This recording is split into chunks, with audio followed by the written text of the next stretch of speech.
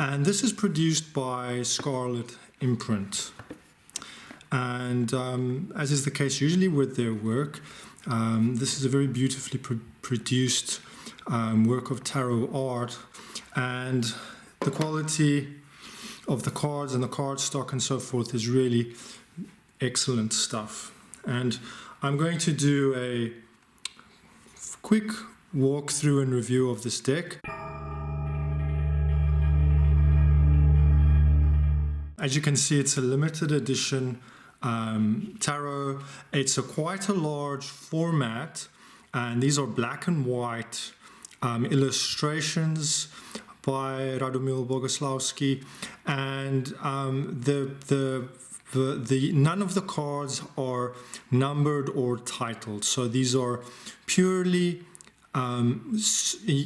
art-based cards, and you will have to rely on your knowledge of the tarot in order to read this deck. And frankly, I don't think that's a problem. I think, in fact, this is a trend that I would like to see in more tarot projects, because really we don't need the titles anymore, the majority of us.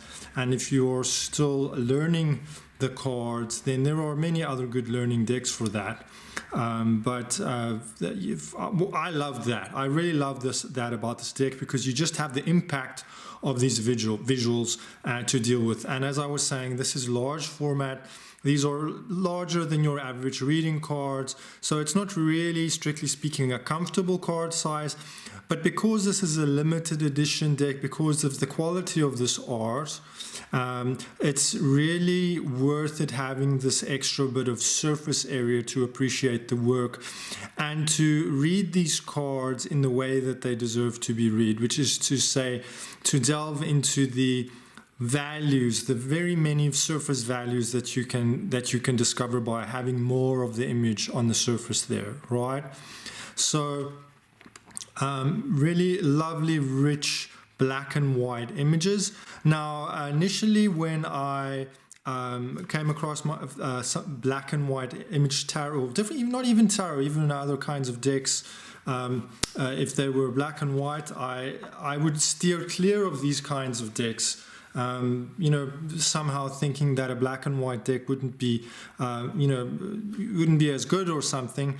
But what I found reading with black and white decks, and what I found with this tarot, is that that somehow having all the cards, certainly the majors in this case are predominantly black and white. There is some color in the minors, but having that monochrome kind of quality in the cards is actually quite a powerful way to read the tarot. It somehow creates a continuity in the language of the imagery. Nonetheless, it's not a drawback, I find. And there is something very embodied about these illustrations. There is a certain kind of, dare I say it, carnality, a kind of embodied feeling in these bodies, these people. These feel like portraits. These don't feel like abstract symbols so much, but these feel like portraits, or self-portraits in some cases, I would say. And there is certainly a kind of a weight to them, an embodiedness, a sensuality, a carnality about these that I really enjoy. And the characters on the cards, there is a definite, there is a sense of, there's a kind of a humor there without it being comical. There is an accessibility in the sense that you feel like you're connecting with these individuals, with these people on these cards. Here we have the Hermit, and what I love about this Hermit card is there's this sort of sickle quality to the staff, which connects it to Saturn for me, and so we have the associations with Saturn, which is quite appropriate for the Hermit. The Wheel of Fortune, the Justice. I really love this Justice card. This Justice to me feels very maternal. She feels kindly and warm, and it's worth remembering that in terms of the virtues, of the four cardinal virtues, justice is traditionally associated with Venus, because there is this sense of reciprocity, of fairness, of the caring quality of justice there. And I see that here. Of course, there's the sense here of setting boundaries, of enforcing what is right and so on, but that seems to me being done in a more tender way, which I love about this. The Hanged Man.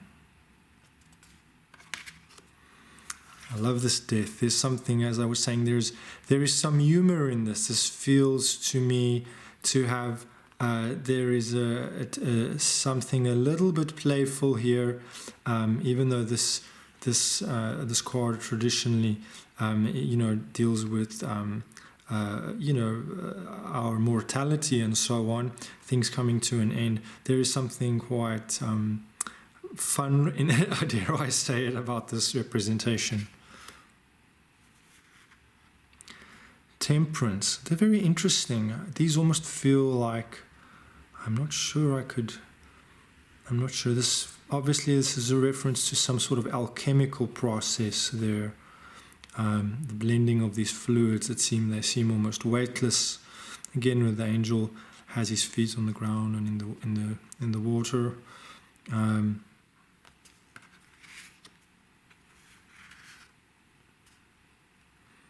Devil. And the tower, there's something feels quite corrosive about this tower for me.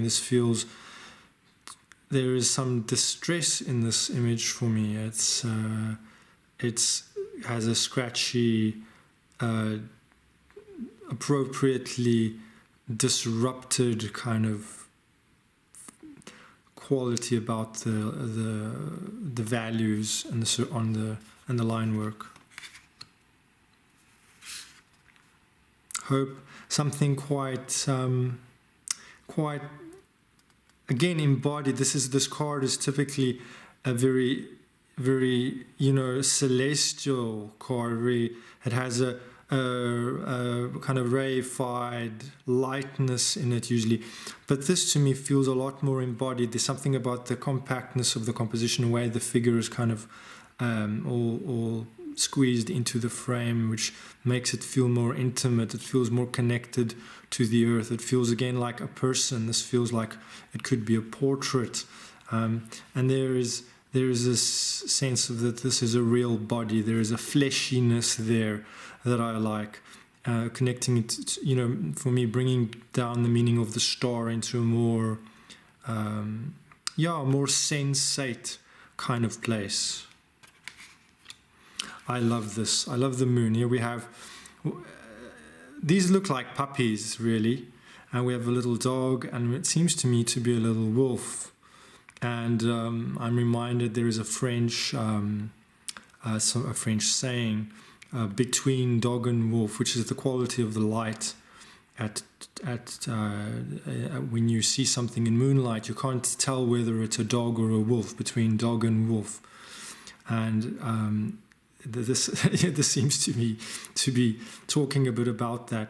But what's more about this, these look like beautiful, these are portraits of these are little people. These don't feel like symbols of animals, that I'm getting a sense of the personality of this creature, that this is a little furry person. As a dog lover, I connect with this, and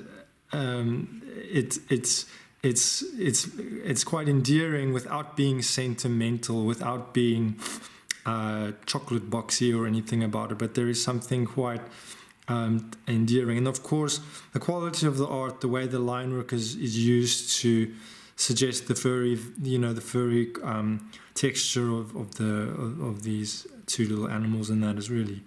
I really like it. In fact, this reminds me a bit of a printing technique. Mono printing, I think it's called, and I'm not sure how this was exactly done, but it looks to me could have been done with something like that. It's maybe done with a print technique, and not strictly speaking, it's just a normal kind of ink drawing or illustration, although I can't be too sure about that, but that would be my guess. I'd have to learn more about how Mr. Bogusławski works. Here again we've got the sun, and this portrait of this animal, which is very connecting with the animal in a more emotive way. It doesn't just feel like an abstract conception of some sort of beast. There is something impersonal about this creature, a rather impish looking child. Judgment, World card. And this is a departure from the tradition, in as much as this is depicting a man surrounded by this Ouroboros. We've got the four cherubs here again, but these animals are very, they're really, there's a lot of personality there, a real sense of connecting with these little creatures. He seems to be becoming a tree, a world tree. We get the sense of these scales of this creature, something womb-like about it also, which is unusual, because this normally would represent the fulfillment, the completion of the cycle of the majors, the culmination, the New Jerusalem, as it were. But here it feels quite like a gestation somehow. Then we get the first bit of color in the deck. The minors are coded by a single color in each suit. So we have the ones, and they follow loosely the Rider-Waite pattern. So like two of wands, here we have someone of authority, this sort of noble person. There is their globe, the globe which he signifies his dominion, his terrain, the area of which he has dominion. He's planning his stratagem of some sort. Three of wands. Rather impish characters. Large feet, exaggerated proportions. Reminding of elves or something like that.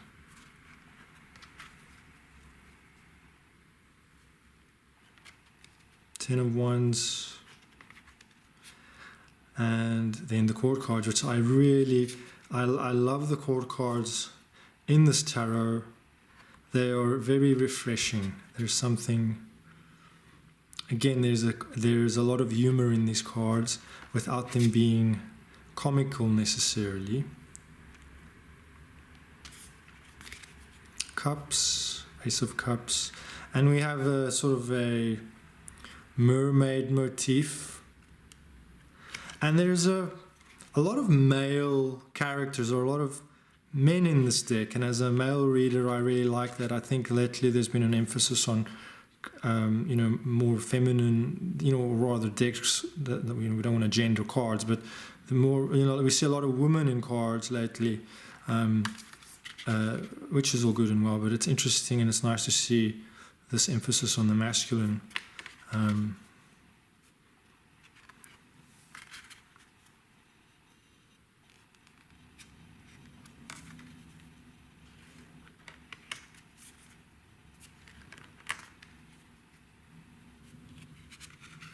Even have some same-sex kind of romantic action going on here, which is nice as a gay reader.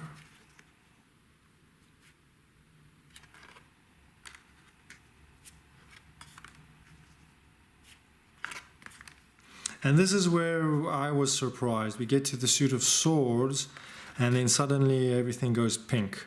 And this is not a color that I would have associated with the swords. To be honest, it would never have occurred to me. Swords are normally a suit connected with problems and pain and troubles and so on. So it's interesting to see pink used in this way, maybe to disrupt your expectations somewhat.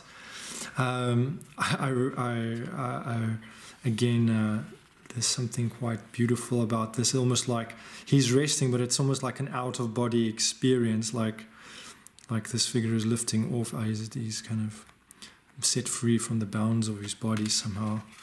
Here we have some rather impish, elvish kind of characters in the Five of Swords and some defeat there.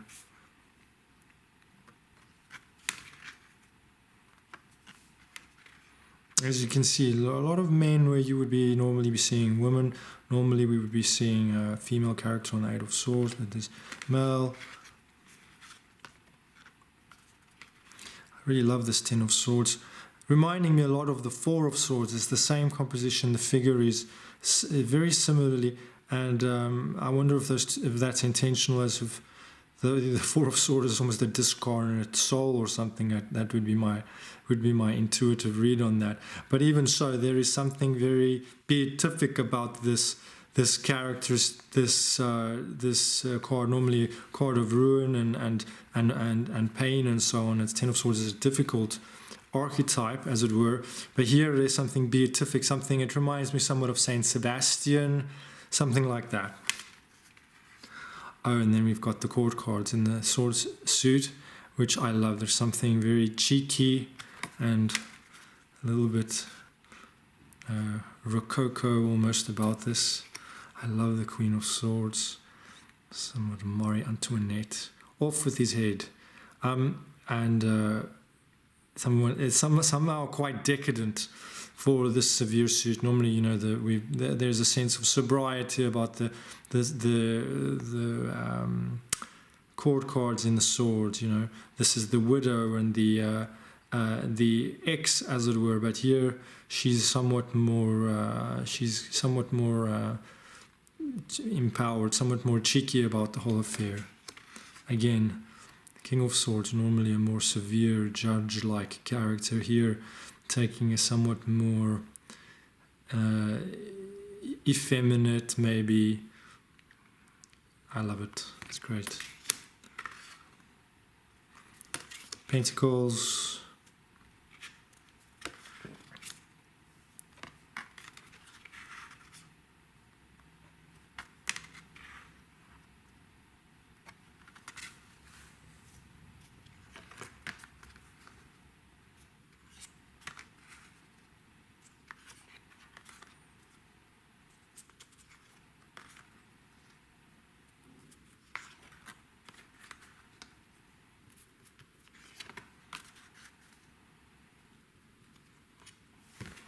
Very interesting.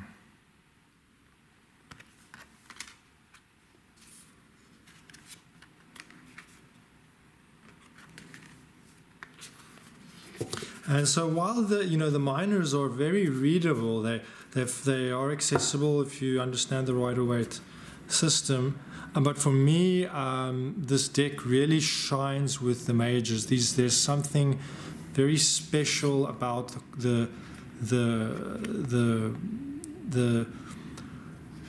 something very iconic about the majors. I feel like the kinds of readings this deck would lend itself really well to deep sort of emotional, reflective kind of reading.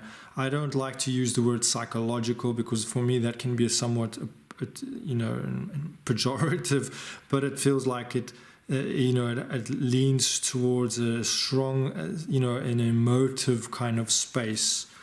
And that's perhaps due to its very embodied, that these figures feel so embodied, that they feel so sensate. These feel like real people. They're not merely symbols. And then the backs have this kind of almost Rorschach-y kind of ink blot kind of quality. They're non-reversible, so if you read with reversals, that might be a little bit, a bit of an issue. But there are ways to get around that. But there you have it, the Oculi Occultati Tarot.